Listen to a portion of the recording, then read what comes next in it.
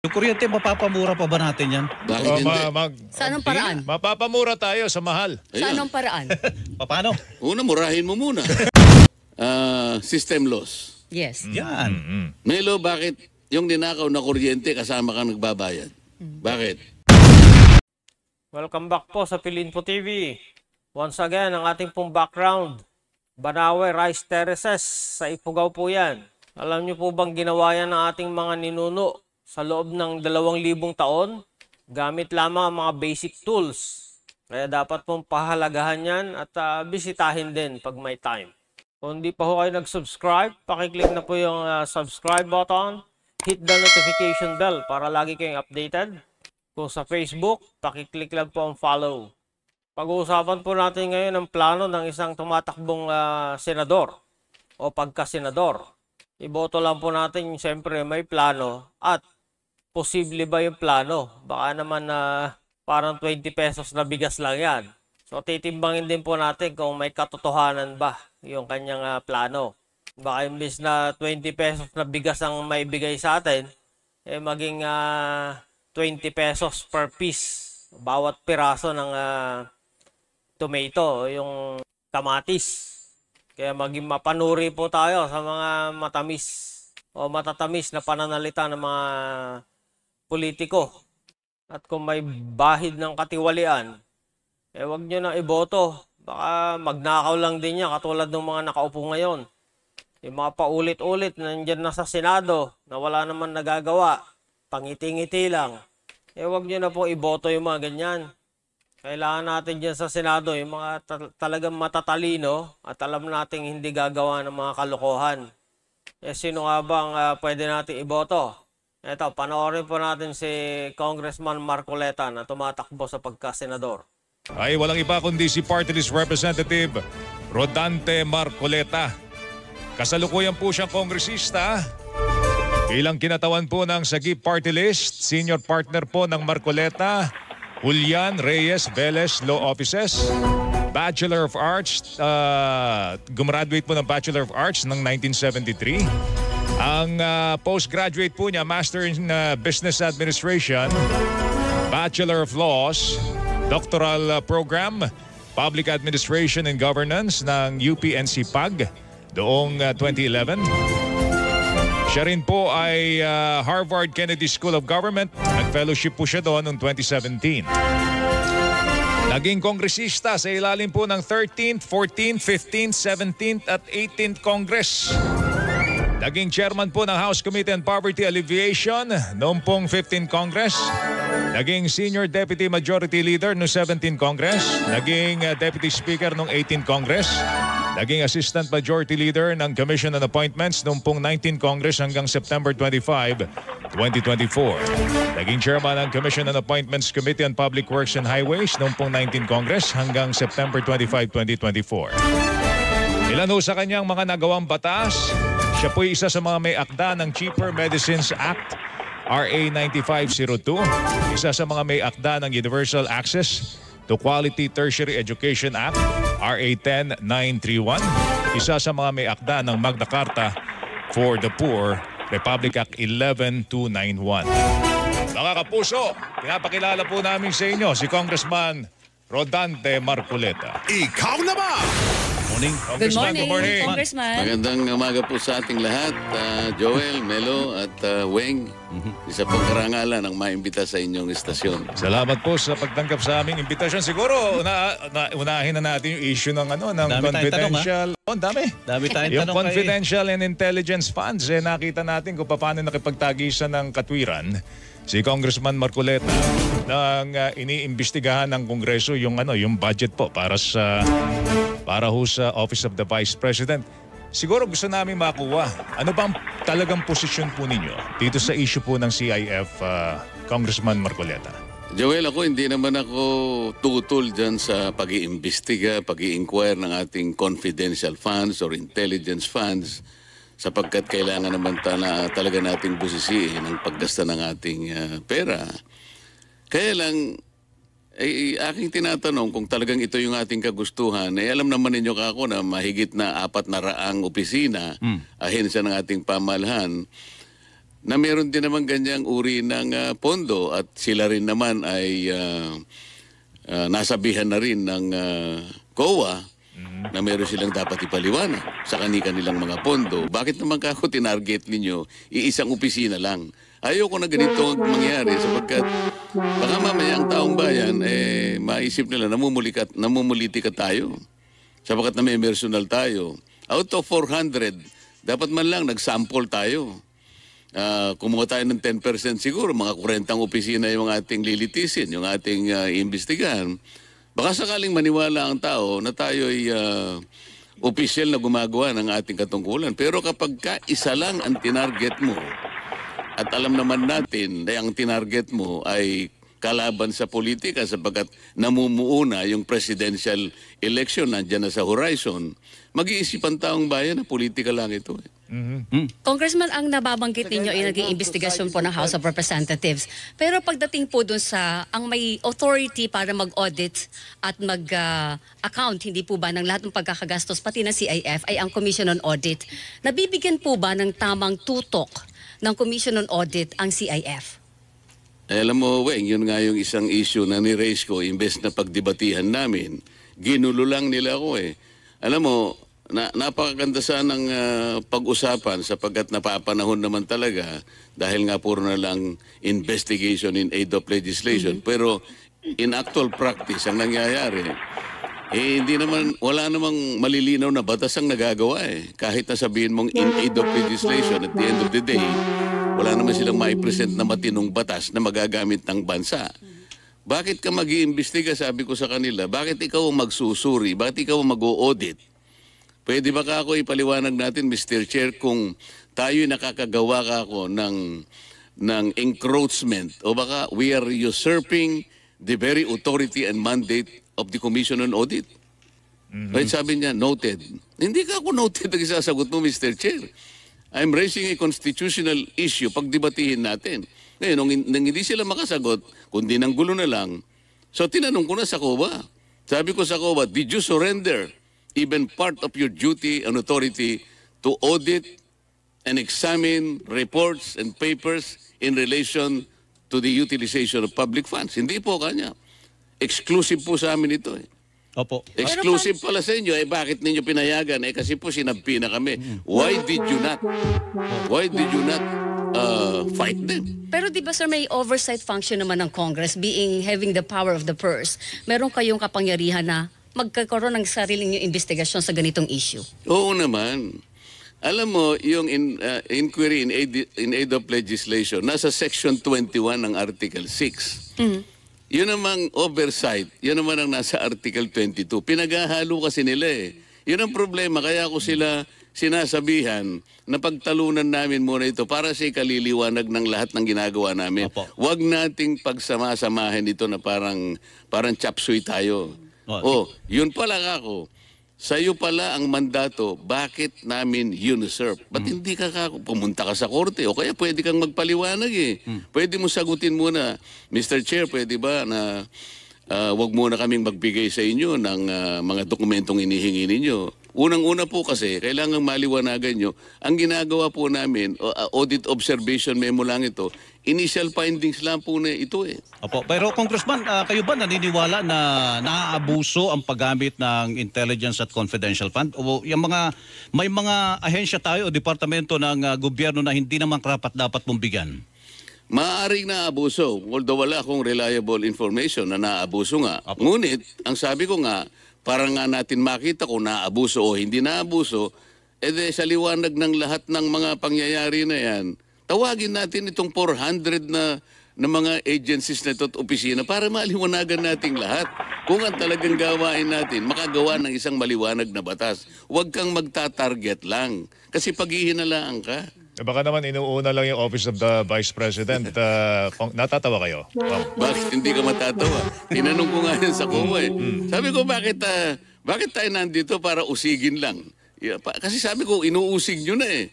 Bakit ka ako ito lang ang binigay? Ba't hindi nyo lahat binigay? Yan lang po kayong itinanong sa amin eh. Yan lang po hiningi sa amin eh. Di maliwanag na kontrolado ng komite ng good government kung ano lang ang gusto nilang usisain. Ano po ang legislation na kailangan para matapos yung pag-abuso sa paggamit ng confidential funds? Kahit na wala ng legislation kailangan lang liwanagin.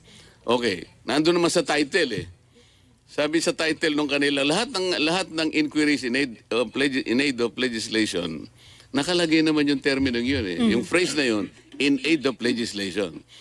Alam nyo, sa pagdidesisyon ng Korte Suprema, may naalala akong sinabi ni former Chief Justice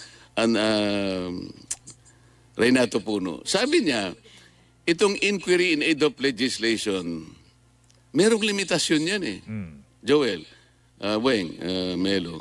Sabi niya, there should be a legislative purpose as one limitation. Opo. Sabi niya, yung pangalawa naman, you have to observe the rule of pertinency in questioning. It should be related to the subject matter. Okay. Pangatlo, you have to protect the rights of the persons appearing and affected by your inquiries. Opo. Ano yung essence and significance ng legislative purpose? Dapat meron ka nang nasa isip na there should be a contemplated piece of legislation So, kaya nagpapatawag ng hearing, meron kang gustong siyasatin siguro para makumpleto mo. Maybe a portion of your contemplated legislation might affect or impact on some sectors na hindi mo pa nakikita. That's why you ask for a hearing. So, in aid of legislation, so ano ang magagawa po ng Kongreso para hindi po maabuso ang paggamit niyan, yung mga yan? Nung confidential fund. Intelligence fund. O di gumawa na lang ng batas. Kung halimbawa nasuri namin na hindi pala na audit mabuti at hindi na babantayan ang paggamit. Wala na ang confidential fund, di ba? Ang dali naman nun. Okay. Alright, next Congressman, question tayo. Dito tayo. Kayo, nakakita natin sa profile ninyo. Kayo ay isa sa mayakda ng Cheaper Medicine Act. So ayon po kay Kong Marcoleta, kung inquiry in aid of legislation, dapat daw may nakalatag ng legislation or proposed legislation bago magkaroon ng inquiry, bago magpatawag ng mga resource person kuno. Yang nangyari, wala namang proposed legislation itong Quadcom at yung Good Government Committee. So ang ginawa ng Quadcom ay kabaligtaran. Wala namang proposed legislation. Nagpatawag ng mga tao na resource persons kuno. Then along the way sa pagtatanong nila, doon pa lang sila nag-formulate ng proposed legislation nila. So kabaligtaran. Lagay nyo ba ay naipatutupad po ng maayos po ito at nakakamta natin ang pakinabang dito para sa murang gamot, Congressman? Yan ang problemang kinakaharap ng Kongreso, both the House of Representatives and the Senate. Ang pinakamahina, yung weakest link ay yung implementation ng mga batas. Sapagkat gawa na kami ng batas. Napakamahal gumawa ng batas. Napakatagal gumawa ng batas. Pagka nagawa yung batas, ilalagay lang sa cabinet. Katulad ng kuryente halimbawa. Hindi ba napakataas ng ating kuryente? Ano ba yung pinakaunang layunin kung bakit natin ginawa yung EPIRA in 2001? Or ilang taon na yun? 2001, 24 years ago. So kailangan na natin susugan, Congressman. Hindi man na kailangan susugan sapagkat yung pinakaunang layunin, sabi niya, ensure the delivery of electricity to our people, reliable, quality, and affordable rates. Wala na kailangan. Nasaan ang problema doon, Congressman? Di tanungin natin ang DOE at saka lahat ng mga ensya ng gobyerno may kinalaman sa pagpapatupad ng batas na yun. Bakit hindi natutupad yung affordable rates? So dapat may pananagutan ba doon ang ERC being the regulatory body? Hindi lang ERC, lahat ng may kinalaman doon sa pagpapatupad ng batas na yon. Ang DOE ang central to that. Hindi ba? Bakit hindi napapatupad yung affordable? Ano ba yung affordable sa Tagalog, Weng? Mura, abot kaya. Abot kaya. Abot langit na Di ba? Tsaka sir, sabi naman po ng ERC, o kahit pa ng mga distributors na buwan-buwan nagbabago ang singil sa kuryente, congressman Pero sinasabi maraming factors. Una-una, ang coal imported napakamahal. So alam natin yung kaya nga hindi nabababa sapagkat imported lahat yung ating panggatong kung pinag-uusapan ay base load. Pinag-uusapan mo coal at saka yung petrolyo. Pinipilit nila yung mga renewable energies. Pwede rin yan pero hindi substitute yan sa base load natin sapagkat very intermittent ang solar, ang wind. Hindi natin kaya. Ang wind will only operate, will only apply when the wind is blowing. Ang solar mo is applicable while the sun is shining. Subukan mo na nag-ooperate yung biglang dumaan yung ulap, maging intermittent yan. Wala kang base load. Itong DOE, sinasabi ko sa iyo, nung kinukonfirm namin ng Secretary of Energy, ako lamang ang nagtanong sa kanya ng 2 araw. This is on the record. Because I wanted him to do this. In-outline ko lahat ng dapat nating gawin para yung fundamental and underlying objective of that law should be achieved. So, ang daming- Umuo siya lahat. Lahat ng sinabi ko. 2 pahina yon. Natupad Kahit po ba? isa walang natupad. Walang natupad. Okay. So ang daming problema ng ating bansa, puro pagtaas ito, Congressman, ano? So ayan, kung gusto natin mapababa ang kuryente, subukan po natin si Kong Marcoleta. Dalhin natin siya sa Senado. Total, mahigit 20 taon na daw yung epira na yan. Hindi naman napapababa ang kuryente o ang presyo ng kuryente. Magkano ang presyo ng kamatis? Oo. Kasi, Alam mo, Melo, magkano ang presyo ng Mas mahal sa isang pirasong kamatis? Last week, 20 pesos. Ngayon, 30, isang piraso. Yan. Nagsimula tayo sa 400 pesos ang kilo. So kailangan natin ng ayuda. Teka Mas muna, marami ayuda. yung siling pangsigang, yung berde, weng. Hindi Yung ka kasi sililong. namamalengke. Ako napupunta ako sa palengke. Yung sililong. Yung sililong, yung berde. 10 piso isa. Sandali. Nagsimula tayo sa gamot. Napunta tayo sa kuryente. Kamatis. Kaya naman kamatis. O, di, punta na tayo sa ayuda dahil kailangan natin ng pambili. Kayo ba'y pabor nyo sa ayuda na yan, Congressman? Alam mo, Melo, Weng, Joel, ang ayuda talagang kailangan ng tao doon sa tamang pagkakataong dapat mong ibigay. Halimbawa, nagkaroon ng kalamidad. Na-displace yung tao. Talagang kailangan nyo yung kagyat na pagbigay ng ayuda.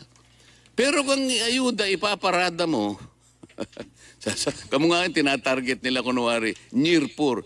Yun nga yung poor talaga, hindi pa nga natatarget Tinatarget daw, yun daw akap ay ayuda para sa kapus sakita. Weng, tatanungin kita. Sino ba sa atin ang hindi kapus sakita? Abay, lahat tayo Paano mo naghihirap. i-determine? Pumunta sila sa isang komunidad. Pinalinya nila yung mga tao, o grupo ng mga tao. Etong mga taong ito kanya kapusakita. Paano mo nalaman na sila lang ang kapusakita? Relative yun Oo. Ako pwede akong kapusin din sakita. Depende sa pangangailangan Tumaas ko. na nga yun daw yung poverty threshold, Congressman. Oo, ngayon, Hindi nga nila naintindihan kung ano yung poverty threshold. Nakita nyo sa dyaryo, anong sinabi ng mga tao ngayon. Yung survey ng SWS.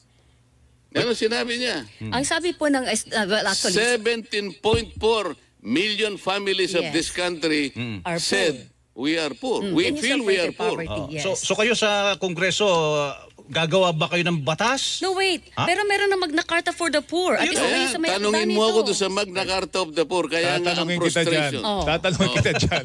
Sa ating pagbabalik, mga kapo. So napakaganda po ng mga punto ni Kong Marcoleta doon sa punto na yon. Yung akap daw, yung para sa kapos ang kita, lahat naman kapos sa kita. So dapat lahat bibigyan. So yung akap ay hindi talaga makatarungan. Nagtataasan ng presyo ng mga gulay. Anong ginagawa ng administrasyon? Tahimik.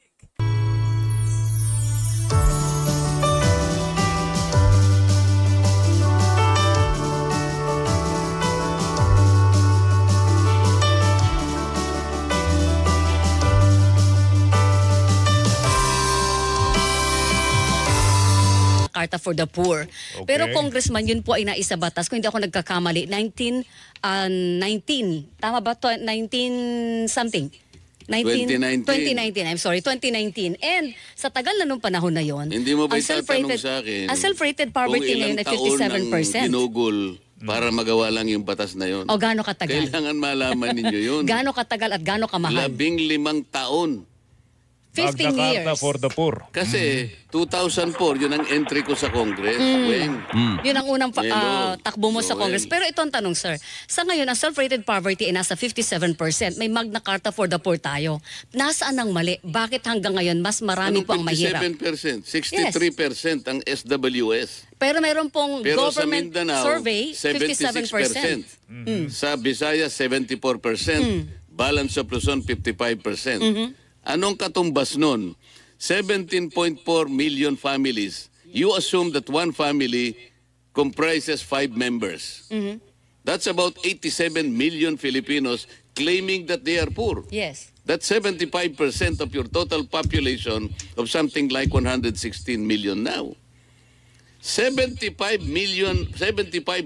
of your people are claiming that they are self-poor. Hindi ka mababahala dyan. Pagkatapos puro impeachment na lang iniisip. Okay. Ano Saan ang problema? Kaya nga, nasaan ang problema natin? Hindi natututukan talaga, malalaking problema. Oh. Yung presyo ng, sinabi ko na kanina, yung presyo ng kamatis. Dapat yung Quadcom, ito yung tingnan. Hindi ba? Gumawa ka ng Quadcom, pinalaki mo, pinakamakapangyarihan sa buong kasaysayan ng legislature. Pagkatapos ang gagawin mo pala, manguusig ka lang pala ng tao. Pero- Bakit hindi mo usigin? Kung paano nangyayari, tumataas ang presyo ng bilihin, lalo na yung pagkain. Pero Ba't di sir, natin ibabaan kuryente? Ginagawa na Meron raw ng kayong Quinta hiwalay na Committee. Quinta Committee para Quinta doon sa mga Committee, produkto na O yan, Quadcom, makinig kayo ha. Problema sa mataas na presyo ng bilihin dapat ang inuuna nyo. Yan ang imbestigahan ninyo, hindi yung mga Duterte. Puro kayo pamumulitika. ang pagkain Nako, at saka singilin sa public utilities. nako, naniniwala ka naman. Gawin mo na sigurong, ano yung pinakamalaki? Gawin mo na 10 siguro. Ano yung kinta-kinta na yan? Hindi ako naniniwala. Hindi, pero siguro, ano ba nilalaman nung Magna Carta for the Poor? At paano makatutulong sa mga mahihirap natin mga kababayan yan? Yung Umangat naman na kanilang buhay. Kulang pa ba? Pag naging senador kayo, kailangan ba dagdagan pa yan o ayusin pa yan? Sabi Congressman. ko nga sa inyo, ang weakest link kasi yung oversight. Dapat yun ang tutukan. Yung pagpapatupad po ng batas, doon tayo mag-concentrate. Marami po tayong magagandang batas. Katulad po ng Magna Carta. Ginugol po namin dyan, kasama ko dyan, 15 taon bago na ipasa. Bago na ipasa. Ngayon po kaya hindi maisulong-sulong. Isipin po nyo, IRR lang, hindi magawa-gawa. Nakagawa ang IRR. Ito pananagutan po ng mga ahensya ng gobyerno na tinadhana doon sa batas. Kung di ako nagkakamali, ang NEDA kasama yung DSWD, gawin ka agad ang IRR para maipatupad ang batas na yon. Nung gumawa, wala pong sunset provision. Anong ibig po sabihin nun? Hindi naman kasi kinakailangang manatiling mahirap yung tao eh. At some point in his life, dapat makagraduate siya doon. Ako naniniwala, walang tao na gusto niya na palagi na lang siyang inaayudahan sa habang buhay niya. Gusto niya yung pamilya niya dumating sa punto na maiwanan, makakalas siya doon sa panikalan ng kahirapan. Pero yan po wala ba siyang laman ng sunset provision. Magna Carta for the Poor? Laman yan ng Magna Carta for the Poor Ang na Magna dapat. Carta of the Poor, meron siyang 5 karapatan na para sa mahihirap. Una yung karapatan niya sa pagkain, karapatan sa gamot, karapatan sa pabahay, karapatan sa edukasyon, at karapatan sa hanap buhay. Yung 5 basic na karapatan ng mahirap. Karapatan sa murang bigas. Arin Joel. Oo nga, yung bigas na murang tayo. bigas. Alam mo ba yung kaya nagtagal? Sabi ko, lagyan nga natin ng konting ngipin kasi merong provision doon. Halimbawa, merong lumapit na isang mahirap, marginalized. Kahit anong opisina kasi kaya niyang lapitan. Pumunta halimbawa sa mayor. Mayor, pwede po ba kung makahingi po ng wala lang po kami talaga itong araw na ito, gipit na gipit. Kailangan gumawa ka po ng paraan kahit ano yon. Kasi pumunta sa iyo eh. Hindi mo pwedeng tanggihan.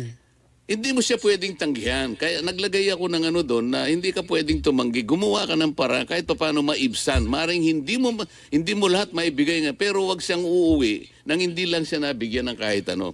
Akalain mo nagdebate pa kami ron. Sabi niya, Dante, napakahirap ng isip-isipin mo naman. Tayo ngayon ang gigisain, tayo ngayon ang ilalagay. Isip-isipin, magkaroon tayong pananagutan.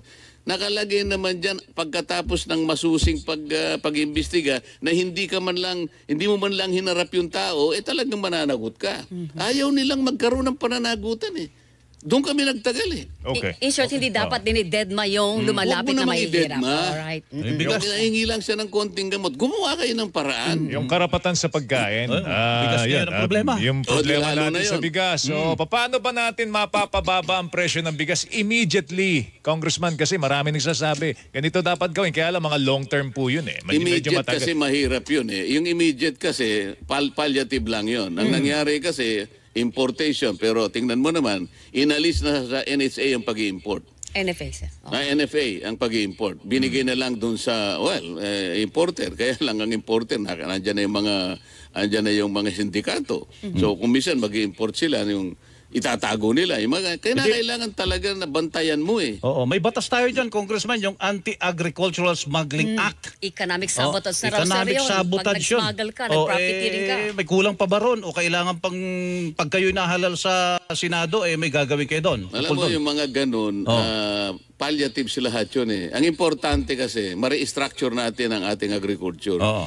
Hindi naman lahat ng ating mga probinsya sa ating bansa ay kailangan tamnan mo ng palay. Aha. Pwede mo namang kwentahin. Alam mo kung ilang kabanmelo ang kinakain na bigas ng isang Pilipino sa isang taon. Kwentahin mo lang eh. 1.25 kabans per year. O i-multiply mo ngayon, bago multiply sa 116 million Filipinos, tanggalin mo yung hindi kumakain ng bigas. Saka yung nasasayang. Merong kumakain lang ng kasaba. No rice diet. May kumakain lang ng mais. Meron namang mga sanggol hindi pa kumakain ng bigas. Sabaw ng bigas ang kinakain ng sanggol. O alimbawa, nakuwenta natin, 95 million lang ang talagang kakain ng bigas. Multiply mo sa factor na yun. Alam mo, ito lang pala ang pwede nating i-produce. Pipili ka na lang ng mga ilang probinsya ang tatamnan natin ng palay para sa ganun, focus tayo. Pati irrigation, pati pesticide, pati fertilizer, mababantayan ngayon yan. Hindi nasasayang resources. Ibig ko sabihin, clustered tayo, hindi yung...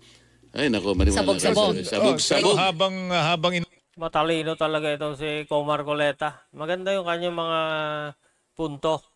Feasible. Pwedeng maisakatuparan. Hindi suntok sa buwan. inaantay natin ipatupad ng gobyerno yan, magtitiis muna tayo dito sa Mahal na ano ba, bigas. 45 pesos, 47, minsan 55, 58 pesos. Maximum sa Diyos. Alam mo, ang kailangan natin patriotism. Ako, ginawa ko na ito eh. Ginawa ko na ito nung sumikat yung presyo ng bigas. Sinabi ko yung mga kaibigan ko, marami na marong kaibigan talagang katulad ni Melo, na mayayaman talaga.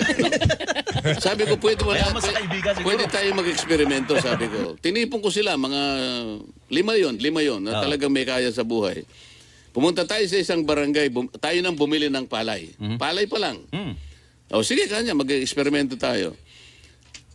Nagtanong ako sa NFA, at that time, ang buying price ng palay ay 19 pesos. Okay? Sabi ko, dagdagan natin ng 3 pesos. Ito na yung magmumula sa private sector. So, magiging 22. So, at that time, masaya yung farmer kasi 19 lang bibili ng NFA. Kami bumili, 22 pesos, dagdag ng 3 piso. Okay? Nakabili ka. Isang barangay ito. Kami kako magpapakiskis. Alam mo yung kiskisan, Melo, Joel? Baka kako hindi nyo kabisado yung Alam namin. kiskisan. Kabisado namin. Laking probinsya kami. Yes. Oh, laking problema. Ngayon, kami magpapakiskis. Sabi ko doon sa may-ari ng kiskisan, pare, para makatipid naman kami sa pambayad sa'yo, kasi ito, ano lang namin ito, patriotism ito. Pwede bang ilibre mo na sa amin to, pero yung darak sa'yo na, yung binlid sa'yo na. Kinuwenta ngayon ng kiskisan. Okay. Oh. Akalain mong break-even lang, naibenta namin ng 35 pesos dinurado. At that time, 55 pesos market value. Pero binenta namin ng 35. Alam mo, 10 minutes lang naubos yung isang truck eh. Inano namin, ang package namin 5 kilos per pack. Mga mahihirap na tao, luminya. May pera silang pambili. At 35, nakatipid sila ng 100 piso. Bakit? 5 kilo eh. 20 pesos. Yun. So kayang Times mapamura. Kayang mapamura. Kayang mapamura ba? Kailangan lang magsama-sama tayo. Ang private sector, sumama na eh. Sumama na. Yung kuryente, mapapamura pa ba natin yan? Bakit hindi? Sa anong paraan? Mapapamura tayo sa mahal. Sa Ayun. anong paraan? Paano? Una, murahin mo muna. Yung seryosong sagot. Seryosong sagot, maniwala ka sa akin. Baka wala kayong time. Iksiyan lang natin. System loss. Yes. Yan. Melo, bakit yung ninakaw na kuryente kasama ka nagbabayad? Bakit? Bigyan mo ako ng magandang dahilan kung bakit kailangan mo bayaran. Ay, galit kami Sabi doon. nga, dami mga jumper. Ayaw namin doon. Kaya kailangan bayaran, puputulan kami. Wala kami choice. O kaya nga, pero ang bayad mo kasama yung system loss. Kasali, hindi Tama? dapat. O, pagkatapos, bakit hindi pinatutupad ng ERC yung provision ng ating IPIRA na meron doon na ARCOA? Ano ang ARCOA? Ibig mo sabihin, hindi mo alam ang ARCOA? Ano po ang ARCOA? Ikaw, Melo. Arcoa, alam ko. Arcoa. Ano yung Lagyan Arcoa? mo lang ng R. Joel, Ano ba yung Arcoa? Ano ang ARCOA? Retail Competition and Open Access. Ano yun? So, nakita na ninyo. Kaya nga, hindi... ayaw kasing ipaliwanag ng ERC. Dapat unang-una silang nagpapaliwanag at pati yung mga guidelines, pati yung mga regulasyon, dapat nagawa na nila. Sinabi ko nga sa'yo, nagawa ang EPIRA 2001 or 24 years ago. Bakit ang ngayong regulasyon ng ARCO? Ano ba yung ARCO ba? Ano ba yung subdivision mo, Melo? Diyan lang sa village. Pero yung village na yan, Villager. meron kayong homeowners association. Oo. Pakwenta mo yung aggregate na konsumo ng inyong gilids. Oo. Kapag ka nakwenta mo 500 kilowatts, pwede na kayong mamili ng retailer. Not necessarily Meralco mag-supply sa inyo. Nasa batas yun eh. O halimbawa, inopera ka Melo. Melo, magkano yan? Kwentahin natin. 11 pesos ang binabayaran mo. O magkano ang bid mo? Bibigyan kita 9 pesos. Di ba kakatipid ka? Ito yung mga paraan. Sundan lang natin ang batas. Wala nga nagpapatupad. Meron pang aggregation. Hahaba lang tayo eh. Okay, sige. Meron akong magagawa. Pero in short, kaya po ba tanggalin ng systems loss? Bakit Kasi hindi? yun daw ang effective para na paraan para mapababa talaga agad ang presyo ng Sasabihin ko lang doon sa batas, kuryente. tanggalin mo na yung system loss na nilagay nyo dyan sa batas na yan. Mali yan. But ang problema, Congressman, ilang kongreso nang nakalipas, ang dami pong panukalang batas tanggalin ng systems loss pero walang nakakapagtanggal. O, wala kasing gustong magsimula. So, Ako nasa- nagsisimula ako, ayaw nila akong tulungan. So walang political will. O, tingnan mo ang ABS-CBN. Sino bang... Ako lang. Wala namang gusto na sumama sa akin. Meron ka ba nakita isang senador na tumulong sa akin? So, Teka, sandali. gagawin mo sa Senado yung pagkatatanggal sa Ang system systems loss. loss. Bakit hindi? Okay, sige. O ayan, kung gusto nyo mapababa ang presyo ng kuryente, iboto natin si Kong Marcoleta. Tatanggalin niya ang system loss sa ating mga billing sa kuryente para instantly mapababa natin ang ating mga billing. Asahan O, namin yan. bigyan mo sa akin Sa lalong madaling panahon. Melo, kung ikaw ang president ng Senate. Halimbawa, Teka. sasabihin sa'yo, bigay mo sa akin yung Alos na. Oh. Committee on Energy. Mamimili kayo, hihiling kayo ng komite na ganan. Bakit? Hindi ko kayang hingin? Halos sa lahat na. Sino ba yung dating, yung dalawang naging... Walang banggitan. Walang banggitan. Walang banggitan na pangalan. Sino ba yung naging chairman ng Energy sa Senate? Sige. Sino? Sasaliksikin natin yan. Pero na-cover na natin halos lahat. Na-cover natin ang pagkain. So ayaw po nilang banggitin kung sino yung chairman ng Committee on Energy sa Senado. So tayo na lang po magbabanggit. Ayan po, ayon sa Wikipedia, si Raffy Tulfo daw po ang chairman ng Committee on Energy. Ba't kaya siya tahimik? Sana ginawa niya yung nasa isip ni Kong Marcoleta para mapababa kaagad ang kuryente. Ba't tahimik? Nagkabayaran ba? Magtatanong lang naman. Oo, pagka nagkasakit sila. Ang layunin nga ng batas, Joel, makover lahat. Kaya meron tayong universal health care, di ba? Pero sa nangyari, tingnan mo naman, pati yung nasa NEP na 74 billion, tinanggal. At hindi nga na-restore, di ba? Pagkatapos, ang katwiran nila sapagkat may 600 billion daw ang PhilHealth na unused. Hindi po unused yun eh. Yun ay reserve eh. Nakalagay sa batas, kailangan meron silang 2 taong reserve fund. ito yung fiduciary na responsibility ng PhilHealth sapagkat meron silang members na nag-contribute dun eh. Hindi mo pwedeng galawin yun. Kahit yun ay lumaki ng lumaki, na dapat namang lumaki, sapagkat para sa kanila yun, dalawang bagay ang pwede mong gawin. Kung malaking-malaki na, pwede kang mag-invest. Para lalong lumaki yun. At pagkatapos, kung malaki na, edi yung coverage ng kanilang, hindi na 30%, gawin mo ng 75%. Ibig sabihin, hindi mo dapat tanggalin yun eh. So hindi po tama yung naging desisyon ng Kongreso na tanggalan ng subsidy ang PhilHealth? Hindi talaga tama. Pangalawa, hindi lamang yun. Paano ngayon yung batas na sinasabi na merong share kasi yung PhilHealth Syntax. sa tax na na nanggagaling sa alcohol, sa beverages at saka sa tabako. Paano kung isisiro mo yung subsidy, nasa na yung automatic na pinanggagalingan mula dun sa batas na yun? Kaya questionable yun.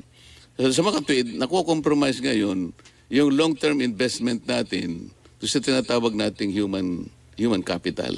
Ang pinaka-importante pa naman, mga kabataan natin, yung mga kabataan nating susunod sa atin. Paano kung hindi sila malusog?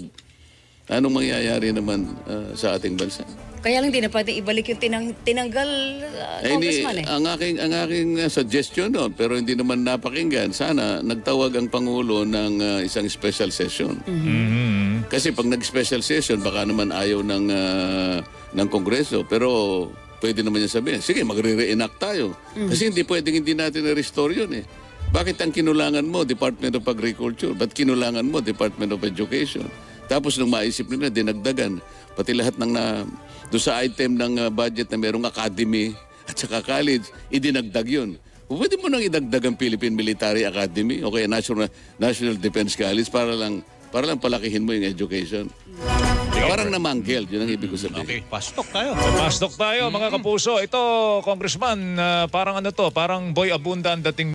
So, maganda po ulit yung punto ni Kong Marcoleta regarding doon sa pagkakatapyas or pagkakatanggal doon sa pondo ng PhilHealth. Matatandaan na tinanggal yung subsidy ng PhilHealth na manggagaling sa gobyerno. Ngayon, ang ginagamit na ng PhilHealth or ng PhilHealth ay purely yung nanggagaling sa mga miyembro. So liliit ang pondo ng PhilHealth nito. No? Ang tanong, sasagutin lang po ng pabor o kaya di pabor o kaya depende. Kapag ang sagot mo depende, meron lamang pong ilang segundo siguro para ipaliwanag kung bakit. Ano? Kaya ito, ready na kayo, Mr. Congressman? Yes, sir. Batas laban sa political dynasty. Pabor. Parusa sa mga balimbing na politiko. Pabor. Pagsasapubliko ng SALN. Pabor. Divorce. Hindi pabor. Legalisasyon ng weteng. Hindi pabor. Legalisasyon ng medical marijuana. Hindi pabor. Yung Malauplan Tokhang na drug war, Congressman. Hindi ko alam kung ano yung tokhang eh. O drug war. Basta't maganda ang kalalabasan. Pabor. Pabor ba? Pabor ako. Oh. Pabor. Death penalty para sa heinous crime at drug trafficking. Hindi pabor. Pag-amyenda sa konstitusyon. Sa ngayon, hindi ako pabor. Ito na ang huli nating tanong. Oo. Oo. Actually, Bago tanong. Marami pa tayong tanong actually. sige ba? Siguro magandang balikan ko lang. Meron akong gustong ihabol na tanong kay Oo, Congressman. sige. Ang issue po ng sikmura ng taong bayan nakadepende sa kita pang araw-araw. Ang problema, ang laki po ng bili ng mga Pinoy na walang trabaho o may kita man, underemployed kasi kapos ang kita. Paano po ang magagawa natin para masigurado ang sapat na kita ng mga manggagawa? Pwede ba dong ipasok ang issue ng legislated wage increase? Hindi po masyadong makakatulong yun. Ang kailangan natin gawin, let us grow our economy. Kasi kapag napayabong natin, kapag napalaki natin ang ekonomiya, yan po ay mangangahulugan na magkakaroon tayo ng karagdagang buwis. Pero para mangyari yan, kailangan magkaroon po ng investment. Ma-attract po natin ang investors. Ang nangyari po kasi baligtad, kamukha na lang po ng Maharlika Funds, kinuha po yung pondo ng dalawang bangko natin, DBP at saka ng Land Bank. Nakaparada po yung mahigit na ilang bilyon, 150 billion yata. 2 taon nang nakararaan, ni isang kusing walang kinita yon. Dapat sana lalo na po yung Development Bank at saka yung Land Bank, ito po yung bangkong ito yung nagpapautang para po sa mga negosyanteng maliliit para ating maisulong ekonomiya. Pag malago ang ekonomiya, marami pong trabaho, maraming dagdag na kita. At pag marami pong trabaho, masaya po yung mga manggagawa natin, maraming may puproduce na pagkain, bababa pa yung presyo ng pagkain. Lalaki po yung buwis. Ito po yung simula kung paano natin mapapababa yung ating mga bilihin, lalo na po yung pagkain. Yung pong legislated, nakatulong lang po ng konti yun, pero yung iba po hindi makakasunod dun eh. Hindi po ganun ang paraan. Kailangan nating panagutan, payabungin, palakihin, payamanin natin ang ating ekonomiya. Yun po yung nabanggit nyo, Congressman, yung human development. Isa sa mga naging himutok ni Secretary Sani Angara ay yung pagbawas po ng pondo ng DepEd. Meron pa ba tayong magagawa sa edukasyon kasi ang comprehension po ng ating mga estudyante napakababa. At hindi po tayo pang world class yung dating ng ating edukasyon. Meron pa ba tayong kayang gawin sa edukasyon para yun ang nakakalungkot, Joel. Siguro baka gusto ng Congress gumawa ng supplemental budget para dagdagan yung education. Hindi po na-restore kasi nawala po yung hindi ako nagkakamali, 10 billion po yata yung nawala dyan. O higit pa, yung computerization po. Anong mangyayari po ngayon dito sa mga maipapanganak na kababayan nating kung tawagin yata ay generation yun? Beta. Oo. Artificial intelligence na po eh. Ang sabi ng IMF, about 30% ng ating mga trabaho ay pwede nang ma-absorb ng artificial intelligence. Dapat nakahanda po yung ating susunod na mga kabataan na papalit sa atin. Ngayon po, nawala pa yung pondo ng DepEd. Yung investment natin po sa human capital ay parang peligroso na po. Yun, Opo, ito nakakaranas kayo palagi araw-araw ng traffic Congressman. Meron ba kayong Papuntang protocol? Commonwealth na traffic doon. May naisip ba kayo na drastic measure na pwedeng ipanukala to solve the traffic problem? Lalong-lalo na sa urban areas, particularly Metro Manila. Hindi pa naman kayo gumagamit ng busway, no, Kong? Hindi tayo makakagamit nun kasi Protocol plate kayo, Congressman. nakakahiya sapagkat kung naghihirap, nagsasakripisyo ang ating mga commuters, tayo naman igagamit pa ron. Parang hindi matanggap ng konsensya ko naman kahit na siguro pare-pareho na lang tayong mahirapan yun. Opo, pero may naisip kayong drastic measure, Congressman, na pwede nyo itulak? Walang drastic measure kasi dapat ito talaga may strategic solution dyan.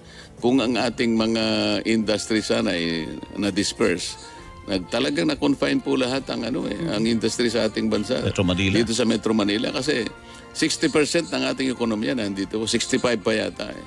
Yung dispersal lang po ng industries ang long-term na solution para talagang maayos natin. Paano mag-disperse ng mga industry?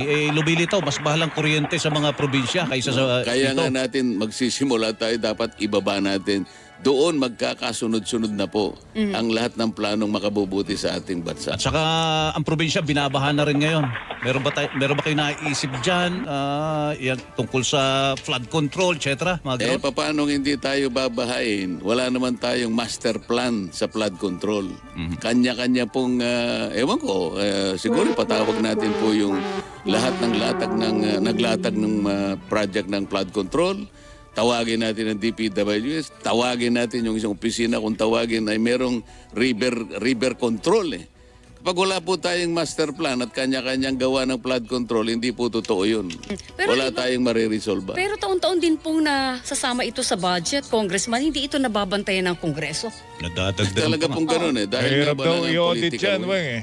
Yung flood control project. Hindi ba? Yun, Nasa ilalim daw ng lupa eh. Hindi daw makita ng mga auditor. meron nga nagpadala sa akin ng Viber, yung litrato. Hindi pa nga dumating yung nawasak na yung revetment.